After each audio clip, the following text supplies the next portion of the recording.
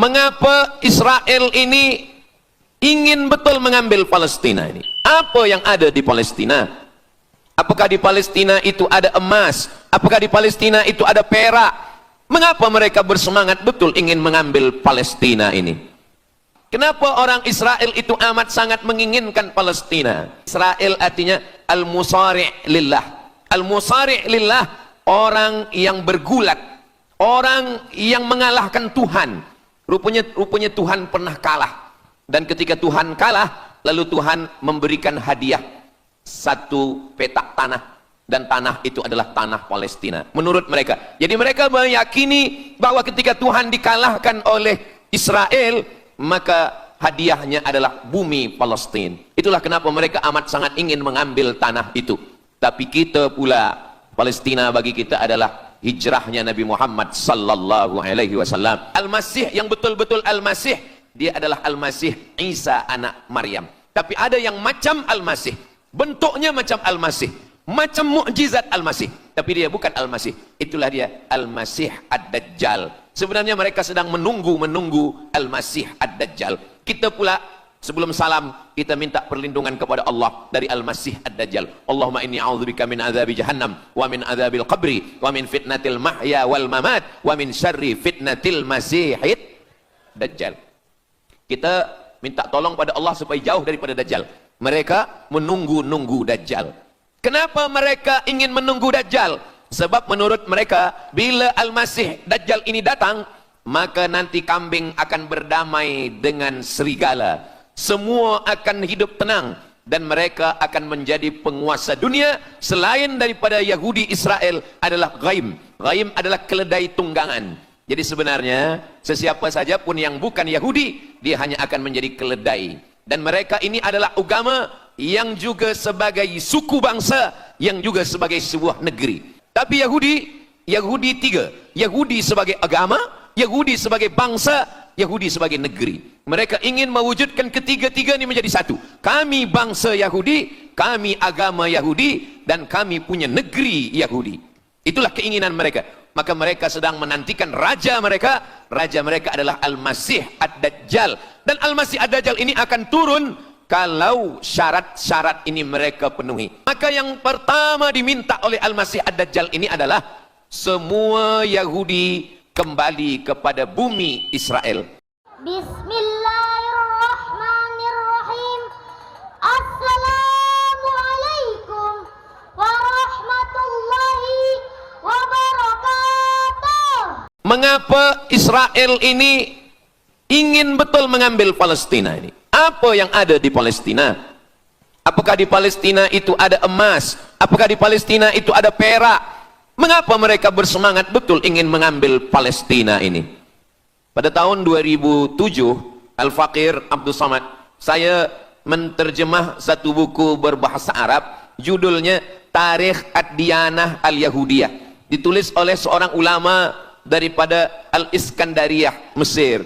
Di situ dia bagi satu jawaban. Kenapa orang Israel itu amat sangat menginginkan Palestina? Rupanya ada seorang bernama Israel. Israel maknanya dua. Isra abadun. El bahasa Hebrew language, bahasa Ibrani. El artinya Tuhan. Israel artinya hamba Tuhan. Tapi mereka punya makna yang kedua. Israel artinya al-musari' lillah. Al-musari' lillah, orang yang bergulat, orang yang mengalahkan Tuhan. Rupanya Tuhan pernah kalah. Dan ketika Tuhan kalah, lalu Tuhan memberikan hadiah satu petak tanah. Dan tanah itu adalah tanah Palestina. Menurut mereka. Jadi mereka meyakini bahwa ketika Tuhan dikalahkan oleh Israel, maka hadiahnya adalah bumi Palestina. Itulah kenapa mereka amat sangat ingin mengambil tanah itu. Tapi kita pula, Palestina bagi kita adalah hijrahnya Nabi Muhammad sallallahu alaihi wasallam, yang dituliskan dalam Al-Quran. A'udzubillahi minasyaitonirrajim. Subhanalladzi asra bi'abdihi lailan minal masjidil haram ilal masjidil aqsa alladzi barakna haulah. Dulu semasa belajar di Al-Azhar, ada satu subjek namanya Al-Milal wan Nihal. Al-Milal maknanya aliran-aliran keugamaan, wan Nihal agama-agama. Maka salah satu aliran itu disebut dengan Zion. Zion adalah nama satu bukit yang ada di Palestina. Lalu mereka mengambil nama ini sebagai satu gerakan dunia. Dalam bahasa Arabnya disebut dengan As-Sahyuniyah atau Zionis. Mereka ingin mengembalikan Yahudi ke Palestina. Apa yang membuat mereka ingin? Rupa-rupanya mereka meyakini bahwa mereka menunggu-nunggu seorang lelaki. Lelaki itu bernama Mesiah. Dalam bahasa mereka sebut dengan Mesiah. Dalam bahasa Arabnya adalah Al-Masih. Al-Masih diambil dari kata masaha. Masaha artinya disapu.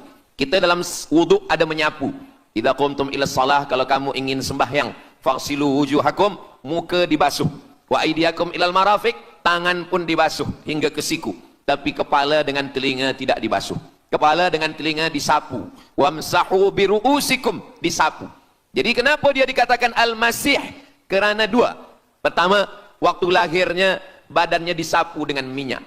Yang kedua, setelah dia besar, bila dia tengok orang lumpuh, dia sapu. Orang yang lumpuh boleh tegak berdiri. Bila nampak orang buta, dia sapu. Orang buta boleh menengok. Bila nampak orang mati, dia sapu. Dan orang mati pun boleh tegak berdiri. Dia tunjuk tanah, ya ard umbuti, wahai tanah tumbuh tanaman. Dia tunjuk langit, ya sama imtiri, turunkan hujan. Dia tunjuk orang mati, ya mayyit qum, orang mati tegak berdiri. Maka dia disebut dengan Al-Masih. Tapi Al-Masih ini ada yang original. Itulah dia Al-Masih Isa anak Maryam alaihi salam. Tapi ada Al-Masih satu lagi. Macam Isa. Orang Arab bila ada mangkuk mereka sebut dengan wi'a.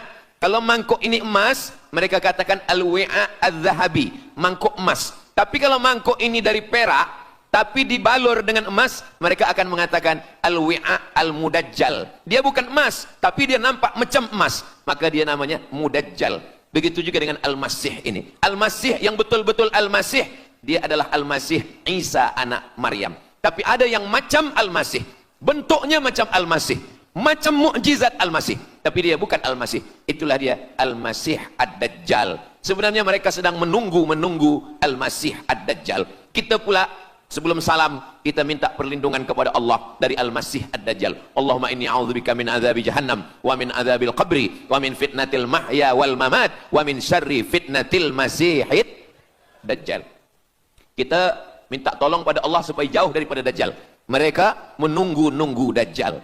Kenapa mereka ingin menunggu Dajjal? Sebab menurut mereka, bila Al-Masih Dajjal ini datang, maka nanti kambing akan berdamai dengan serigala. Semua akan hidup tenang. Dan mereka akan menjadi penguasa dunia. Selain daripada Yahudi Israel adalah ghaim. Ghaim adalah keledai tunggangan. Jadi sebenarnya, sesiapa saja pun yang bukan Yahudi, dia hanya akan menjadi keledai. Dan mereka ini adalah agama yang juga sebagai suku bangsa, yang juga sebagai sebuah negeri. Kita Islam, agama kita, tapi bangsa kita Melayu. Dan kita tinggal duduk, ada Melayu di Sumatera, ada Melayu di Semenanjung, ada Melayu di Kalimantan, Borneo. Melayu tersebar di beberapa negara. Tapi Yahudi tiga. Yahudi sebagai agama, Yahudi sebagai bangsa, Yahudi sebagai negeri. Mereka ingin mewujudkan ketiga-tiga ini menjadi satu. Kami bangsa Yahudi, kami agama Yahudi, dan kami punya negeri Yahudi. Itulah keinginan mereka. Maka mereka sedang menantikan raja mereka. Raja mereka adalah Al-Masih Ad-Dajjal. Dan Al-Masih Ad-Dajjal ini akan turun kalau syarat-syarat ini mereka penuhi. Kata Syekh Fargallah dalam subjek Al-Milal wan Nihal. Maka yang pertama diminta oleh Al-Masih Ad-Dajjal ini adalah semua Yahudi kembali kepada bumi Israel. Mereka mengatakan itu bumi punya dia dan semua akan kembali. Rupa-rupanya mereka tiada punya negeri. Sama macam nasib orang Kurdi. Kurdi ada di Turki, Kurdi ada di Irak, Kurdi ada di beberapa belahan bumi. Syekh Amin Al-Kurdi, mursyid tarekat Naqsabandiyah di Mesir, orang Kurdi, tapi duduk di Mesir. Syekh Muhammad Said Ramadan Al-Buti, orang Kurdi, tapi duduk di Suriah. Salahuddin Al-Ayyubi, orang Kurdi, tapi dia raja di Mesir.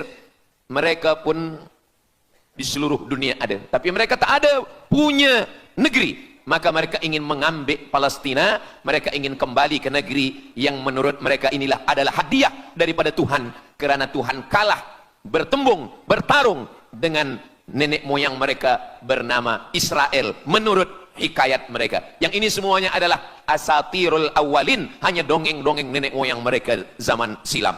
Lalu kemudian datanglah Theodor Herzl menghadap kepada Sultan Abdul Hamid, Sultan Turki. Mereka ingin membayar dengan ratusan keping emas. Apa kata Sultan Abdul Hamid? Dulu Palestina itu diambil dengan darah dan nyawa, maka saya tidak akan memberikannya dengan emas. Lalu kemudian apa yang terjadi? Mereka menghalau Sultan Abdul Hamid dengan seorang lelaki bernama Mustafa Kemal Ataturk. Lalu kemudian hilanglah khilafah Islamiyah. Ketika khilafah Islamiyah tahun 1924 ini jatuh, hilang, tumbang, maka ketika itu umat Islam tidak lagi ada pelindung, dan ketika itulah mereka mengambil Palestina.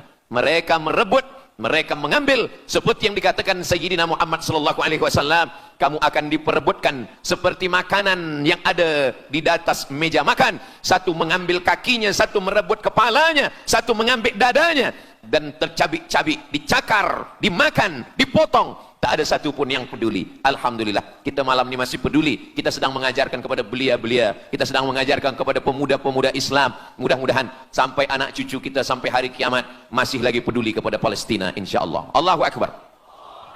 Semua Yahudi kembali ke Palestina. Maka sekarang mereka sudah berkumpul. Berapa jumlah mereka? 9 juta Yahudi sudah berada di Palestina. Itu syarat supaya Al-Masih itu turun. Sebab Al-Masih tidak mahu turun kalau Yahudi-Yahudi ini tidak kembali ke Palestina menurut mereka. Maka Yahudi dari Rusia kembali, Yahudi yang ada dari Amerika kembali semuanya. Dari mulai tahun 1946 sampailah hari ini 2025, tahun hadapan 2026, 80 tahun lamanya mereka sudah berkumpul menunggu kedatangan Al-Masih dengan cara berkumpul. Dan mereka yang datang ini hanya keturunan Yahudi dari puak ibunya saja. Yahudi ini tidak menerima dari puak ayah. Jadi kalau ada ayahnya Yahudi, emaknya tak Yahudi, dia tiada diterima. Sebab mereka guna dari puak ibu. Maka bila ibunya Yahudi, maka dia akan diterima. Ada satu Yahudi yang tidak diterima, Yahudi Falasha dari Afrika. Yahudi Falasha ini datang, mereka dari Ethiopia, mereka menyeberang ke Sudan, dari Sudan mereka masuk ke Mesir, dan mereka datang ke Palestina. Mereka pun nak masuk juga, tapi mereka tertolak. Sebab dia mengaku Yahudi, tapi kulit dia hitam. Saya tak tahu di tempat kita, tapi di tempat saya banyak juga Yahudi, namanya Yahudi pesek. Kulit dia hitam, hidung dia pesek, tapi otak dia Yahudi. Ini lebih berbahaya lagi. Mereka menyebarkan kebencian. Jadi sebenarnya Yahudi adalah makhluk yang paling unsuri, rasisme. Mereka tiada menerima selain daripada Yahudi. Siapapun yang datang ingin mengaku orang Yahudi, kalau ditengok nasabnya tidak sesuai daripada ibu, dia tidak akan diterima. Sedarlah wahai orang yang membela-bela Yahudi. Wahai orang yang membela Yahudi, kalau kamu bukan Yahudi, maka kamu tidak akan diterima. Kerana Yahudi adalah agama, Yahudi adalah bangsa, dan Yahudi adalah negeri. Mereka ingin mewujudkan ini. Maka berdatanganlah Yahudi beramai-ramai, lalu mereka pun turun ke Palestina. Sampai hari ini mereka terus berdatangan. Lalu kemudian yang kedua, syarat Yahudi didatangi oleh Al-Masih, Mesias, mereka mesti menanam tanaman yang hijau. Jadi kalau mereka bayangkan, Al-Masih ini sedang berada di langit, dia selalu memandang ke bawah. Dia tengok, Yahudi dah berkumpul atau belum? Kalau berkumpul dia tak nak turun. Bila dah berkumpul semua ramai, baru dia turun. Dah berkumpul 5 juta, dia belum juga turun. Dah berkumpul 9 juta, dia belum juga turun. Rupanya yang kedua, dia ingin supaya tanah Palestina itu hijau. Bila nanti dah hijau semua, baru dia turun. Dan tanaman yang hijau itu pun dia yang memilihkan tanamannya. Tanamannya adalah yang disebutkan Nabi 14 abad silam, Syajaratul Gharqad. Nanti semua akan membela umat Islam. Sampai-sampai batu berkata, apa kata batu? Ya abdallah, wahai hamba Allah, hadza Yahudi khalfi, ini di belakang saya ada Yahudi, faktulhu, bunuhlah dia. Kata Nabi, jangankan manusia, batu pun membela umat Islam. Batu akan berkata, ya abdallah, wahai hamba Allah, hadza Yahudi, ini di belakang saya ada Yahudi, faktulhu, bunuh dia. Tapi ada satu yang membela mereka. Siapa dia? Syajaratul Gharqad, pokok kayu Gharqad. Allah menunjukkan sampai hari ini mereka menanam pokok Gharqad ini. Saya belajar ke Mesir tahun 1998. Musim panas tahun 1999, saya pergi ke satu kawasan bernama Aris. Selepas itu pergi ke sebuah kota, kota ini bernama Rafah. Rafah ini dibagi dua. setengah diambil oleh Yahudi, setengah lagi diambil oleh Mesir. Dari sempadan ini kita boleh menengok hijau. Lalu saya pun bertanya kepada ulama yang mendampingi kami, Tuan Syekh, itu pokok apa yang hijau? Kata Syekh, itulah pokok yang disebutkan Nabi Muhammad sallallahu alaihi wasallam. Pokok itu bernama Syajaratul Gharqad, dan mereka memang menanam pokok itu sekarang. Supaya apa? Supaya Al-Masih menengok dari atas, bila dia tengok dah hijau, dia pun akan turun menurut keyakinan Yahudi. Yahudi sudah berkumpul 9 juta orang. Pokok Gharqad sudah ditanam, sudah. Ada lagi. Apa dia? Mesti menghancurkan Babilonia. Babilonia adalah raja yang dulu menghancurkan kerajaan Yahudi. Nama rajanya Nebukadnezar. Nebukadnezar dari Babilonia menghancurkan kerajaan Yahudi. Maka Yahudi ini pendendam. Orang yang paling dendam di atas dunia ini adalah Yahudi. Nebukadnezar sudah lama musnah, tapi dendam mereka kepada Irak sampai hari ini. Babilonia itu adalah Irak. Maka siapapun yang menjadi penguasa, pasti mereka akan perintahkan untuk menghantam Irak. Dari mula George Bush sampailah sekarang, Irak selalu dihantam. Dituduh bahwa Irak ada punya senjata membunuh manusia. Mereka katakan bahwa Saddam Hussein ini ada memiliki senjata yang boleh menghancurkan peradaban manusia. Akhirnya mereka membunuh Saddam Hussein. Apa yang terjadi? Sampai hari ini Saddam Hussein tiada memiliki apapun untuk menghancurkan umat manusia. Jadi sebenarnya adalah ini agenda daripada Yahudi. Mereka ingin menghancurkan Babilonia, dan Babilonia itu adalah Irak pada zaman modern sekarang ini. Setiap penguasa-penguasa pasti menghancurkan Irak, sebab mereka amat sangat benci dan dendam kesumat kepada Irak. Ada buku judulnya Al-Yahud fi Masr. Fi Misr, orang Yahudi di Mesir. Lalu kemudian seorang jenderal Yahudi bernama Musa Dayan. Musa Dayan buta matanya sebelah. Lalu Musa Dayan ini meminta kepada Presiden Prancis bernama De Gaulle. Lalu De Gaulle pun menelpon Presiden Mesir bernama Anwar Sadat. Bukunya ada, saya simpan di rumah. Dia katakan bahwa kepada Anwar Sadat, wahai Tuan Presiden Anwar Sadat, ini mami yang ada di Museum Mesir Kaherah itu sedang sakit. Jadi untuk menyehatkannya mesti dibawa ke Prancis, ke Paris. Lalu disediakanlah pesawat terbang untuk membawa mami ini. Dulu saya pernah dengar tazkirah Ustaz Azhar Idrus, jangan anak panggil mami, sebab mami itu inilah mami Fir'aun. Mami return. Ini mami ini sakit, maka dia mesti disehatkan, ada bakteri, maka dia mesti disehatkan, dibawa ke Paris, Prancis. Akhirnya diterbangkan pada masa Presiden Anwar Sadat. Dibawa ke hospital, sampai di hospital, rupa-rupanya Jenderal Musa Dayan yang buta sebelah sudah menunggu mami. Begitu mami Ramses II, Fir'aun sampai, dia terus meninju muka mami itu. Kenapa? Sebab dia dendam. Inilah yang dulu menghalau nenek moyang dia dari Mesir. Gila.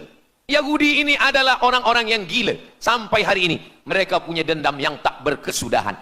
Sampai mami yang sudah menjadi kering, kita pun menengoknya biasa-biasa saja. Tapi Musa Dayan melampiaskan dendam kesumat dia sampai pada masa Presiden Anwar Sadat, yang akhirnya Anwar Sadat pun mati terbunuh ditembak oleh Khalid Islambuli. Begitulah Allah Subhanahu wa taala menceritakan saksi sejarah supaya umat Islam faham bagaimana fikiran, bagaimana sakit jiwanya orang-orang Yahudi. Mereka sudah berkumpul di Palestina 9 juta. Tanam-tanaman hijau sudah ditanam. Irak sudah dihantam, hancur lebur Irak. Apa lagi yang mereka lakukan? Tanah Palestina mesti merah. Tanah Palestina tidak boleh hitam. Tanah Palestina mesti merah. Apa yang membuat tanah Palestina merah? Merah kerana darah budak-budak, anak-anak yang tak berdosa dari Palestina. Jadi kalau ada orang yang hari ini terheran-heran, mengapa mereka membunuh budak kecil? Mengapa mereka menjatuhkan bom untuk menghancurkan rumah, membunuh perempuan yang hamil tiada berdosa? Tapi bila orang faham, dia mengerti. Sesungguhnya mereka ingin supaya darah anak-anak yang tiada berdosa itu tumpah. Kalau darah itu sudah tumpah, disitulah mereka menantikan supaya Al-Masih Mesiah itu turun membela. Sebab itu adalah raja di raja mereka. Apa yang terjadi sebenarnya hari ini? Yang terjadi sebenarnya adalah mereka membangun, membina sebuah kerajaan dari khayal, dari fikiran gila. Maka ada seorang yang tidak percaya kepada Allah. Dia atheist, dia tak percaya kepada Tuhan. Namanya Roger Jarroudi. Tapi akhirnya dia dapat hidayah. Dia masuk Islam. Selepas masuk Islam, dia tulis buku bahwa Israel Yahudi mendirikan negara berdasarkan mitologi, berdasarkan khurafat, berdasarkan kisah-kisah bohong, dusta. Tapi mereka percaya dengan dusta itu. Lalu kemudian Roger Jarroudi ditangkap oleh pemerintah Prancis, dimasukkan ke dalam penjara. Bukunya diterjemahkan ke dalam bahasa Arab, diterjemahkan ke dalam bahasa Melayu. Roger Jarroudi, bagaimana orang Yahudi Israel membina kerajaan negara berdasarkan khayal, berdasarkan tipu, berdasarkan dusta, berdasarkan mitologi, berdasarkan asatirul awalin, dongeng-dongeng daripada nenek moyang mereka dulu. Lalu kemudian hari ini kita sudah menengok darah itu sudah tumpah merata-rata di tanah Palestina. Kenapa Al-Masih, Mesiah belum juga turun? Kenapa belum datang juga Mesiah yang mereka tunggu itu?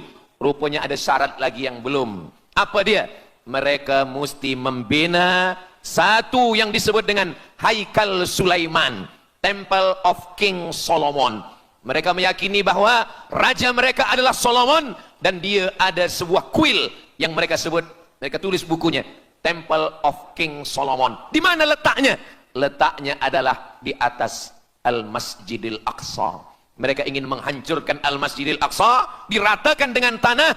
Nanti mereka akan bina Temple of King Solomon. Selepas itu mereka siapkan satu kerusi singgasana. Selepas itu nanti barulah turun Al-Masih, Mesiah yang dijanjikan menurut mereka. Yang semuanya ini adalah dusta, bohong, tipu daripada Zionis, karena mereka ingin menguasai dan mereka ingin membuat sebuah negara yang sangat besar, yang negara itu disebut dengan The Great Israelian, Israel Raya. Dia dari dua sungai.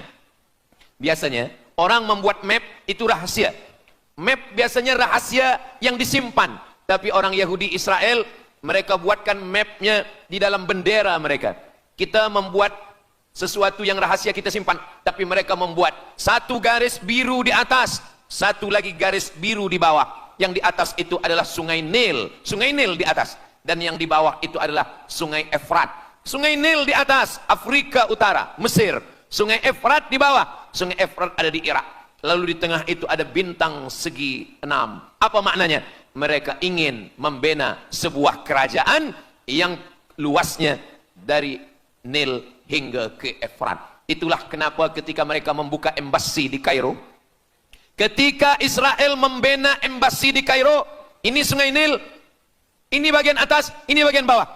Kerajaan Mesir membagi embasi Israel tanah di bawah sungai Nil. Mereka tidak mau. Mereka ingin membina embasi di atas sungai Nil. Kenapa mereka tidak mau membina embasi di bawah sungai Nil? Karena menurut mereka di bawah sungai Nil adalah negeri kami. Orang membina embasi hanya di luar daripada kerajaannya. Jadi sebenarnya menurut pengakuan mereka, Mesir yang ada sekarang, semua yang ada di bawah Nil hingga ke Efrat Irak, itu adalah kerajaan mereka. Yang kalau mereka mewujudkan itu nanti, mereka akan menjadikan semua manusia ini sebagai keledai tunggangan. Alhamdulillah, itu disampaikan oleh Syekh Fargallah. Lalu kemudian kami membacanya, mempelajarinya, beliau bacakan di kelas, dan hari ini saya amat sangat bersenang hati. Tapi kita tetap susah hati dengan Palestina. Saya merasa senang hati sebab saya boleh menyampaikannya kepada para belia pemuda muslimin muslimat yang hadir malam ini. Macam mana suara saya, jelas tak jelas? Jelas. Yang saya sampaikan ini boleh faham? Alhamdulillah. Yang tak faham nanti faham sendiri insyaallah. Begitulah Allah Subhanahu wa taala. Saya dulu pernah berjumpa dengan Syekh Muhammad Jibril. Lalu kemudian saya tanya Syekh Muhammad Jibril, "Syekh, kenapa Allah membinasakan kaum Ad, kaum Samud, kaum Madian? Wa ila Samud akhahum Salihah, wa ila Madian akhahum Syuaiba, wa ila Adin akhahum Huda." Madian, Samud, Ad, semuanya musnah. Iram dzatil imad, Iram hilang semuanya. Tapi kenapa Yahudi ini masih ada sekarang? Kenapa Allah tak musnahkan? Kata Syekh Muhammad Jibril, Allah Maha Kuasa untuk memusnahkan Yahudi Israel. Senang saja bagi Allah. Innama amruhu idza arada syai'an ayyakula lahu kun fayakun. Yahudi Israel mati semua rata dengan tanah. Satu jeritan malaikat mati mereka semua. Allah goncangkan bumi, habis mereka ditelan bumi. Ya bunayya, wahai anakku, kalaulah Israel Yahudi ini mati, lalu kamu masuk surga dengan apa, kata dia. Sebenarnya Allah masih menyisakan Yahudi ini supaya kita berjuang. Sekarang ada umat Islam yang amat sangat lemah. Dia bukannya ikut berjuang, tapi melemahkan perjuangan orang. Bila ada umat Islam yang berkumpul beramai-ramai, solidariti tentang Palestin, dia berkata, katanya Allah Maha Kuasa, kenapa Allah tak binasakan? Dulu, arsalna alaihim tayran ababil, datang burung ababil, tarmihim bi'ijaratin min sijil. Mana ababil sekarang? Kenapa Allah tak kirimkan ababil? Saya pun pernah tanyakan ini kepada masyayikh. Syekh, kenapa Allah tak kirimkan ababil? Dulu, ketika Abdul Muttalib memegang kunci Ka'bah, masa itu tak ada orang beriman. Abdul Muttalib bersendirian. Lalu kemudian dia datang ke Ka'bah. Dia letakkan kunci itu. Ya Allah, inna lihadzal baiti rabban yahmih. Saya sendiri seorang saja. Saya tak sanggup untuk menolong Ka'bah. Inna lihadzal baiti rabban yahmih. Ka'bah ini ada pemiliknya. Ka'bah ini ada pelindungnya. Allah akan melindungi. Itulah mengapa Allah mengirimkan alam tara kaifa fa'ala rabbuka bi ashabil fil alam yaj'al kaidahum fi tadlil. Kenapa Allah kirimkan tayran ababil? Kerana tidak ada orang beriman, hanya Abdul Muttalib sendiri. Tapi sekarang 2 miliar orang beriman yang bersyahadat asyhadu an la ilaha illallah wa asyhadu anna muhammadan rasulullah. Itulah kenapa Allah tidak mengirimkan tayran ababil. Itulah kenapa Allah tidak membuatkan goncangan. Itulah kenapa. Tapi sedikit banyak Allah mulai menurunkan pertolongannya. Kalau sudah datang pertolongan Allah Subhanahu wa taala, idza jaa nasrullah, kalau sudah datang pertolongan Allah, idza jaa nasrullah wal fath, kemenangan. Wa ra'aitan nasa yadkhuluna fi dinillahi afwaja. Insyaallah, alaysa subuhu biqarib. Subuh tak lama lagi. Pertolongan Allah pasti datang. Nasrum minallah wa fathun qarib. Hasbunallah wa ni'mal wakil. Ni'mal maula wa ni'man nasir. Wala haula wala quwata illa billahil aliyil azim. Kalau kita seorang cikgu, kalau kita seorang ulama, sampaikanlah kepada umat. Sebagai seorang ayah, sampaikan kepada anak. Sebagai seorang ahli keluarga, kita mesti ingatkan, buatkan baju dengan lambang, simbol, bendera penderitaan Palestin. Kalau kita menonton dengan keluarga di rumah, tontonkan bagaimana penderitaan anak-anak di Palestin. Saya di rumah ada gambar besar, gambar Palestin. Sehingga setiap kali tamu datang, kita bercerita, dia tanya, ini gambar apa nih Ustaz? Inilah gambar saudara kita yang sedang teraniaya di Palestin. Malam ini kita guna sorban, kita pakai sorban yang mengingatkan kita kepada Palestin. Apapun yang kita lakukan, jangan lupa menyampaikan khutbah Jumat, qunut nazilah, Allahumma ansuril Islam wal muslimina fi Palestin. Silahul mu'min, doa silahul mu'min. Kalau kita tiada senjata lagi, maka sesungguhnya doa. Man lam yahtam bi amril muslimin, siapa yang tak peduli kepada penderitaan saudaranya di Palestin, falaisa minhum, dia tidak diakui sebagai umat Nabi Muhammad sallallahu alaihi wasallam. Orang beriman bukan setakat sembahyang subuh, zuhur, asar, maghrib, isya. Orang beriman bukan setakat ditengok berapa kali dia ke Baitullah haji dan umrah, tapi orang beriman bagaimana perasaan dia kepada saudaranya. Maka kata Nabi SAW, la yu'minu ahadukum, kamu tidak beriman, kalaupun kamu beriman, belum sempurna, hatta yuhibba li akhi, sampai engkau sayang kepada saudaramu. Ma yuhibbu li nafsih, sayang kepada saudara seperti sayang pada diri sendiri. Kalau anak saudara kita di Palestina teraniaya, kita lebih teraniaya. Kalau pipi kita dicubit sakit, begitu juga dengan saudara kita di Palestina. Kita memang hidup pada zaman yang susah, yang payah. Beruntunglah datuk nenek moyang kita 100 tahun yang lampau. Mereka selamat dari fitnah ini. Tapi kita pun tak boleh mengutuk nasib. Mengapa saya hidup sekarang? Kenapa kami hidup tahun 1447 ini ya Allah? Tentu ada hikmahnya. Allah hidupkan kita hari ini. Kenapa saya tak hidup zaman Nabi? Kalau ada pemuda belia sekarang datang kepada Ustaz Abdul Somad. Ustaz Somad, kenapa saya tak hidup zaman Nabi? Kalau saya hidup zaman Nabi mungkin saya baik. Kamu yang komplain kepada Allah, kalau kamu hidup zaman Nabi mungkin tidak ikut Nabi, ikut Abu Lahab, ikut Abu Jahal. Kita dihidupkan Allah hari ini, kita masih bersama dengan guru kita, Al-Fadhil Ustaz Azhar Idrus. Kita masih bersama dengan orang-orang baik, orang mulia. Alaikum bil jamaah, kata Nabi SAW. Man syadza syadza finnar, jangan bersendirian, sendirian masuk neraka. Kita mesti berjamaah. Alhamdulillah, yang ada kuasa dengan kuasanya, yang ada fatwa dengan fatwanya, yang ada ilmu dengan ilmunya. Bagi penuntut-penuntut, pelajar-pelajar, tonton, buat video, buat apapun yang boleh kita buat, share, gambar, semuanya itu ada tanggung jawab kita di hadapan Allah Subhanahu wa taala. Kullukum ra'in, setiap kamu pemimpin, hadap ke Baitul Maqdis 17 hingga 18 bulan, sampai akhirnya pada bulan Sya'ban turun ayat, qad nara taqalluba wajhika fis sama', kami menengok wajah engkau menghadap ke arah langit. fawalli wajhaka syatral masjidil haram. Hadapkanlah wajahmu ke arah Masjidil Haram. Lalu Nabi pun menghadap ke arah Masjidil Haram. Selepas itu sahabat datang beramai-ramai menjumpai Nabi Muhammad SAW. Ya Rasulullah, bagaimana saudara kami yang sembahyang, yang solat 16 bulan, 17 bulan, 18 bulan, dia menghadap ke Palestina. Apakah solatnya diterima Allah? Turun ayat. Wa ma kana Allahu liyudhi'a imanahum. Tafsirnya, wa ma kana Allahu liyudhi'a salatahum. Allah tidak menyia-nyiakan sembahyang mereka. Allah tidak menyia-nyiakan salat mereka. Sembahyang mereka yang dulu menghadap ke Baitul Maqdis diterima Allah atau tidak? Itu yang mereka cemaskan, itu yang mereka khawatirkan. Sembahyang yang 18 bulan itu yang mereka takutkan. Bagaimana kita sekarang? Bagaimana sembahyang saudara kita? Bagaimana puasa mereka? Bagaimana musim sejuk? Mereka sejuk. Bagaimana mereka tak boleh makan, tak boleh minum? Kalau kita sudah berbuat di luar kemampuan kita, kita tidak akan dituntut di hadapan Allah. La yukallifullahu nafsan illa wus'aha. Mudah-mudahan apa yang kita lakukan malam ini, kita bangkitkan semangat jamaah. Selemah-lemahnya adalah doa. Selemah-lemah kekuatan orang beriman adalah melafazkan doa kepada Allah supaya Allah memberikan pertolongan. Tak ada yang susah bagi Allah Subhanahu wa taala. Itulah yang boleh Al-Fakir sampaikan pada malam hari ini, solidariti kita tentang Palestina. Mudah-mudahan ada manfaatnya. Banyak cakap kata yang tak berkenan di hati, menyinggung perasaan. Saya memohon maaf, beribu-ribu maaf. Mudah-mudahan yang kita lakukan malam ini diridhoi Allah Subhanahu wa taala dan boleh kita bawa bekal menghadap Allah. Bila kita mati ditanya oleh Allah, inilah jawaban kita. Kami sudah berkumpul, kami sudah bangkitkan semangat, kami sudah berdoa, kami sudah menjelaskan bagaimana jahatnya Yahudi di Palestina. Akhirnya saya tutup dengan pantun penutup, menangkap puyuh di Bukit Selasih. Thank you dan terima kasih. Aku qauli hadza astaghfirullah li wa lakum. Allahu akbar. Allahu akbar. Allahu akbar. Sallu ala Nabi Muhammad.